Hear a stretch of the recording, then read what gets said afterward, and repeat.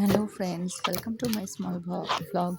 Actually আমি Amazon থেকে একটা শ্যাম্পু আর ব্র্যান্ডের পারফিউম অর্ডার করেছিলাম। দাম কমে পেয়েছি, পারফিউম না সরি, বডি স্প্রে। তো সেই দুটো আজকে এসছে, ডেলিভারি হয়েছে। আমি তখন বাড়ি ছিলাম না, আমার মাদার-ইন-ল রিসিভ করেছে। বাড়ি এসে প্যাকেজিংটা খুলে দেখলাম কি দিয়েছে, আদৌ কি সেই দুটো জিনিস না অন্য কিছু।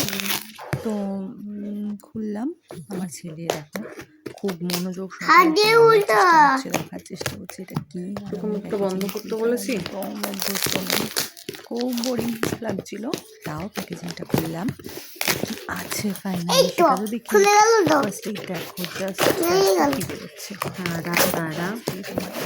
দাদা কাপড় বেরোলো, এই দেখে ভয় হচ্ছে আত্মারাম খাঁচা। তারপরে ভিতর থেকে ফাইনালি সানসিল্কের এই নিউ শ্যাম্পুটা লঞ্চ করেছে। এটা দেখি ছোটই নিয়েছি, জাস্ট আমি ইউজ করবো বলে।